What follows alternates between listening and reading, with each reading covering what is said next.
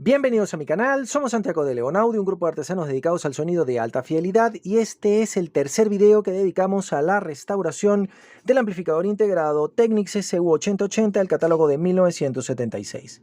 Seguimos con la sección fono, que es el tema en el que nos habíamos quedado. Ustedes recordarán que, como comenté antes, en la serie de videos cómo configurar su sistema de sonido de alta fidelidad de la mejor manera posible, habíamos comentado sobre la importancia de la sección fono que podían tener los amplificadores y que los amplificadores de los años 70, de comienzos de los años 70, llevaban una sección fono hecha con dos transistores. Yo sé que muchos de los que ven estos videos saben perfectamente electrónica, pero el grueso de la audiencia son melómanos, audiófilos y entusiastas. Así que les comento. Esto que tenemos acá es el plano, el diagrama esquemático de la sección fono, que es este circuito que tenemos aquí. Bien, los transistores son estos símbolos encerrados en un círculo que les representa una cápsula, y obviamente esta sección fono que tenemos acá está hecha con más de dos transistores. En realidad tiene 6 transistores en total. ¿Por qué se hizo esto así? En principio porque el gato se está asomando para aprender electrónica también, y si él entiende electrónica seguramente usted lo puede hacer. Y en segundo lugar porque los fabricantes querían que su sección fono no solamente funcionara y permitiera oír discos long play como se había hecho al principio en la transición del sonido valvular al sonido transistorizado, sino que además el desempeño de la sección fono fuese realmente mejor. Para ello se usa este bloque que tiene una gran ganancia en voltaje y tiene una impedancia de salida muy pequeña, que es lo que hacen estos dos transistores acá. De modo que la retroalimentación negativa sea muy efectiva y se consiga la alta calidad de sonido que la gente esperaría de un equipo como estos. En realidad, todos los fabricantes, como vimos hace un momento Sansu y ahora Technics, trabajaron en esta etapa.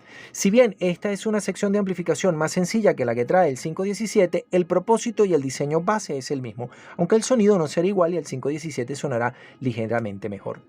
Pero nos sirve para ver qué es lo que está pasando. En primer lugar, el lugar donde se recibe la señal es este, que son dos transistores acoplados directamente, sin ningún componente en medio, que permite restar mejor la distorsión armónica, este que es el bloque de amplificación como en una tapa de dos transistores tradicional, y un bloque seguidor de tensión que permite tener un nodo de baja impedancia, como yo ya había mencionado antes, para tomar la retroalimentación negativa, que en este caso en particular, no el de Sansui, pero sí el de Technics, se hace con valores de resistores muy pequeños, de los componentes. Dense cuenta que tenemos un condensador de 1000 microfaradios y una resistencia de solo 33 ohmios. El resto de los valores que hacen la red de retroalimentación negativa con gato son muy pequeños y los podemos ver acá. Por eso los condensadores en la otra sección son muy pequeños y de valores muy pequeños, y aquí tenemos condensadores enormes y resistencias de pequeño valor. Eso lo que intenta es que esta sección tenga el menor ruido posible. Algo que es muy bueno de ella es que los condensadores que reciben la señal son de poliéster metalizado, y algo que vamos a cambiar es esto. Esta sección fono tiene dos impedancias de entrada a seleccionar, 47K o 27K. 27K y 47K son valores buenos para las cápsulas que se vendían en el tiempo de este amplificador, pero ahora son valores muy pequeños. Lo que suele hacerse es elegir entre impedancias de 100 y 47K. Así que yo voy a sustituir estos componentes electrónicos que definen la impedancia de entrada por piezas de un valor apropiado. Acá las tengo, están por aquí en algún lugar. Son resistencias de 150 y 120 kiloohmios, para que la impedancia de entrada ahora sea de 47 y de 100K, más apropiado para las características de las cápsulas que hay hoy en día, de tal manera que el amplificador se acople un poco mejor. De resto, ¿qué hemos hecho? En la restauración, como comenté antes, hemos cambiado los condensadores que estaban muy poco polarizados, hemos cambiado el condensador que es el Ripple Reject, me refiero a esta pieza que está aquí de 47 micro, ahora serán 100, que es la que polariza justamente a la etapa de entrada, y el resto de los condensadores los dejaremos como estaban porque siempre estuvieron polarizados con el voltaje que correspondía y no había ningún problema con ellos. Las cápsulas fonocaptoras de los años 70, las que fueron vendidas en los años 70 de Technics o de Shure o de cualquier otra marca, solían tener pocas vueltas de alambre, una inducción más bien pequeña de 2 o 2.5, tal vez 3 milivoltios sobre 47 kiloohmios nominalmente, pero tenían una baja impedancia de salida y si no se las cargaba correctamente hubieran terminado teniendo un sonido chillón. Por eso la impedancia de entrada del grueso de los amplificadores era como máximo 47K para adaptarse a todas las cápsulas y adicionalmente se podía seleccionar una impedancia más pequeña como 30 o 25K. Como yo les mostré en el Yamaha CA800 que tiene 3 impedancias y una de ellas a elegir son 30K nada más. Pero hoy las cápsulas tienen una mayor inducción. Te dan 5, 6, incluso hay unas de 8 milivoltios. Creo que la versión nueva de la Shure M447 da 7 milivoltios, una cosa así. Eso significa también que la impedancia de salida es más alta. Si las cargamos con una impedancia más pequeña que la que les corresponde, lo que vamos a tener es un sonido opaco y sin brillo. Para corregir ese problema, yo he decidido sustituir los resistores que definían la impedancia de entrada de este circuito de la siguiente manera. En paralelo, para la polarización, hay 120 kiloohmios que van a ser exactamente 100K de impedancia de entrada. Aquí tenemos una pieza y por aquí escondida, que creo que no se va a ver, tenemos la otra. Y para ajustar la impedancia de entrada tenemos estas dos resistencias de 150 kiloohms que se pueden poner en paralelo de tal manera que tengamos 100K y unos 56K, que es lo más común para que las cápsulas den el brillo que pueden dar. El resto del circuito no lo voy a modificar porque está básicamente muy bien diseñado, salvo una pequeña opción. Este condensador que está acá, que es el que hace la polarización estable de los dos transistores que hacen la baja impedancia de salida, era originalmente de 47 micros por 6.3 voltios y yo lo he variado ligeramente y son estas piezas que están acá de 100 microfaradios. 100 microfarads por 6.3 voltios. Es el único cambio que he hecho. De resto, el circuito pues está muy bien, no tiene ruido, no hay que cambiarle nada y ahora nos vamos a dedicar a lo que yo considero que es el punto débil de todos los amplificadores integrados, desde el comienzo de los 70 hasta el comienzo de los 80. Y es esto. Esto es el preamplificador.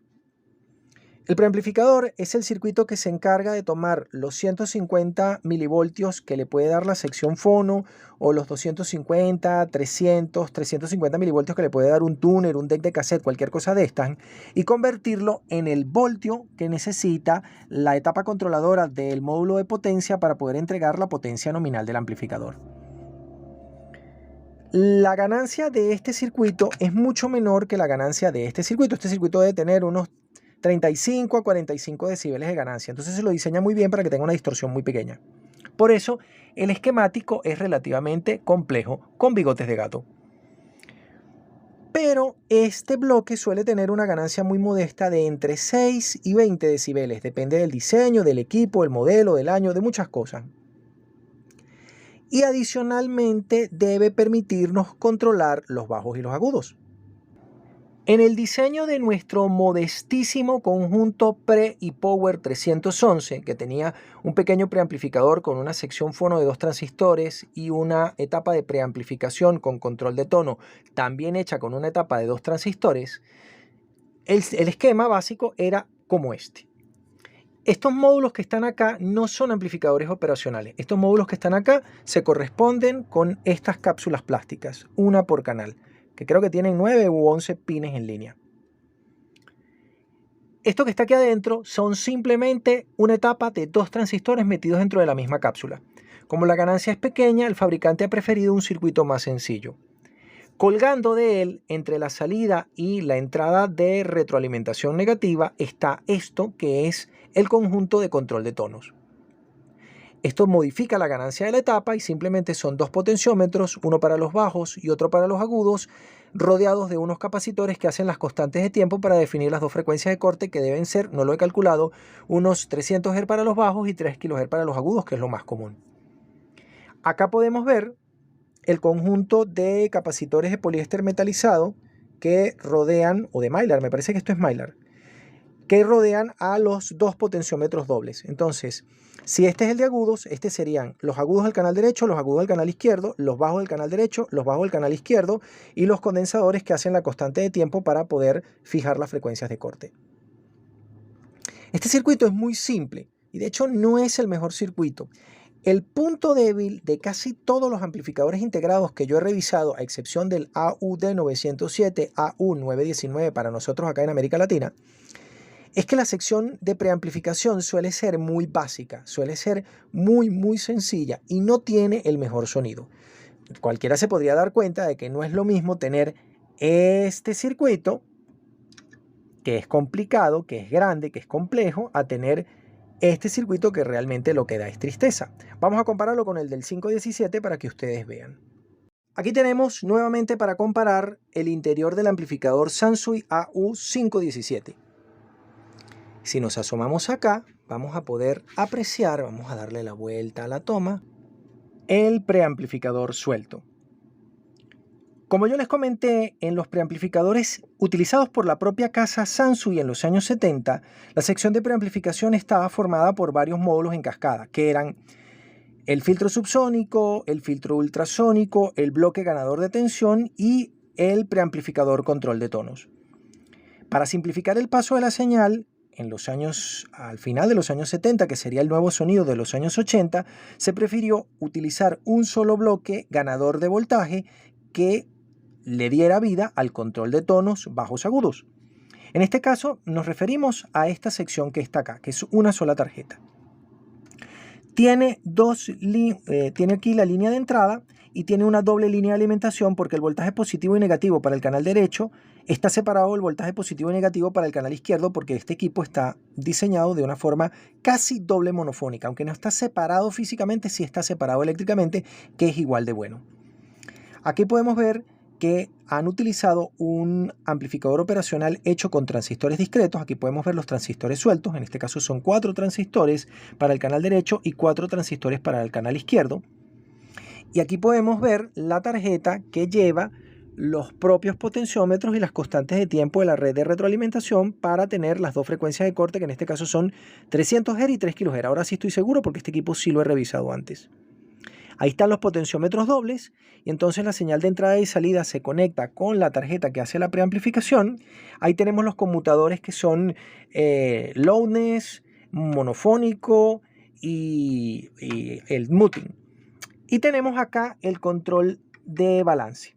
Uno de los grandes errores cometidos con todos los amplificadores de esta época, los de los años 70 más y con estos que salieron después también, no tiene ningún sentido para mí hacer pasar la señal por este atenuador, que es un taco cuádruple con contactos bañados en oro, con resistencias calibradas de precisión de la mejor calidad posible, si después o antes de él la señal tiene que pasar por un simple y triste potenciómetro de película de carbón. Es decir, o los dos son atenuadores o los dos son potenciómetros, pero esto que han hecho aquí es un completo disparate. En cualquier caso, podemos ver que el acople de señal tanto de entrada como de salida se ha hecho con estos capacitores especiales de baja corriente de fuga y también se ha hecho con capacitores de poliéster metalizado como lo hace Technics para tener el mejor paso de señal. Este preamplificador suena muy bien, pero no se parece ni es la sombra del que usa el Sansui AU919, que lo supera en calidad, en prestaciones y tiene una distorsión más baja en toda la banda. Como yo les he comentado antes y siempre, lo que realmente se busca en la alta fidelidad son los diseños de altavoces, de salas y de circuitos que tengan la menor distorsión armónica posible. Esa es la ciencia del hi-fi que lo hace diferente del sonido doméstico de alta calidad o cualquier otra cosa. Este es el esquemático del control de tonos bajos agudos y el preamplificador en general, no del 517 porque da tristeza, sino del 717, que es un preamplificador bastante mejor. Yo sé que muchos no entenderán el circuito, pero se les parecerá bastante. Estos dos transistores enfrentados el uno con el otro son un par diferencial. Esto que está acá es una fuente de corriente, este es un bloque ganador de tensión, con fuente de corriente por cierto, y este es un bloque seguidor de tensión que hace que aquí haya un punto de muy baja impedancia desde donde se acopla la retroalimentación negativa. El juego de potenciómetros está en la tarjeta que está aquí abajo, no me interesa verlos. Pero lo que es interesante es que no es lo mismo el rendimiento que nos puede ofrecer esto, que se parece bastante a un amplificador operacional hecho con transistores discretos, en este caso con 7 transistores, contra el desempeño de una simple etapa de 2 transistores. Entonces, en este caso, es más interesante el diseño del Sansui 517-717 contra el diseño de nuestro Technics que habíamos visto antes, que son simplemente dos etapas de dos transistores acoplados en cascada directamente dentro de estas cápsulas plásticas. Pero la restauración no va por allí. La restauración que nosotros vamos a hacer es distinta. Sucede que estos condensadores que están en el lazo de retroalimentación negativa han quedado toda su vida polarizados nuevamente con un voltaje muy pequeño, y eso ha hecho que se destruya la capa aislante del dieléctrico, y por eso los vamos a sustituir por unas piezas, por cierto, de mejor calidad para hacer que vuelva a funcionar correctamente.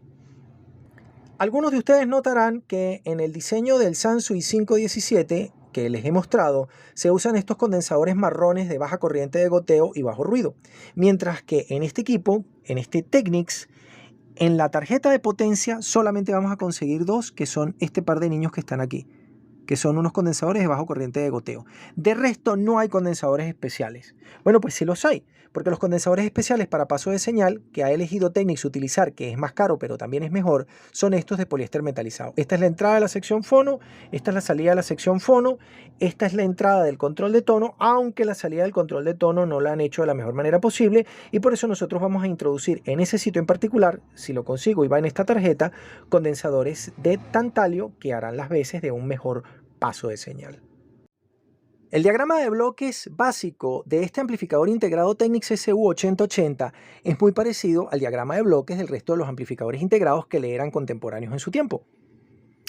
Básicamente tiene dos fuentes de alimentación. Una fuente de alimentación de potencia que podemos distinguir aquí claramente, que está formada por los dos enormes transformadores acorazados de potencia, el banco de fusibles, la estación de rectificado, que son dos puentes rectificadores de onda completa de 4 diodos, los dos bancos de filtro formados cada uno por dos capacitores electrolíticos polarizados de gran valor, en este caso de 10.000 microfarad por 55 voltios, el enorme disipador de calor de los transistores de potencia, que ya los habíamos visto antes, la tarjeta ganadora de voltaje de corriente, que es el módulo de control de la etapa de potencia, y al preamplificador que le hemos dedicado dos videos.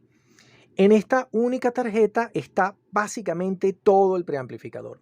Y es muy parecido su esquema al esquema base de nuestro proyecto 311. Tenemos, por una parte, la etapa de transistores discretos que forma la sección fono, con sus conmutadores de configuración, que son el selector de la impedancia de entrada y cualquier otra cosa. Luego, una fuente de alimentación regulada de muy bajo rizado que está formada por estos capacitores que están acá y estos dos transistores y los diodos Zener que podemos ver aquí. Y la sección tono. La sección tono la hemos restaurado, ahí se pueden ver los nuevos 4 capacitores electrolíticos polarizados de tantalio de bajo ruido, de los cuales estos dos, los de 10 microfarad por 16 voltios, son el acople final entre la última parte de la sección de preamplificación y la entrada del módulo de control de la etapa de potencia. Esta sección de tonos, controlada por estos dos potenciómetros dobles, como habíamos visto antes, se puede configurar desde este banco de selectores, que son no tener control de tonos, loudness, subsónico y ultrasónico y cualquier otra cosa que haga falta configurar para que el preamplificador quede completo. Pero el precompleto no está acá. El resto del preamplificador está debajo de la tarjeta principal y es pasivo, y está formado por el selector del bucle de grabación, el selector de modo y el selector de entrada, el control de volumen, que es este atenuador gigante, el control de balance, que es este potenciómetro doble que está acá, y su fuente de alimentación estabilizada y simétrica que produce dos voltajes, un voltaje positivo y un voltaje negativo desde un puente rectificador de 4 diodos acoplado a alguno de los dos transformadores de potencia para tener una fuente separada y el circuito de protección que describiremos en el siguiente capítulo. Hasta aquí este tercer video. Somos Santiago de León Audio desde Caracas, Venezuela. Saludos y suerte.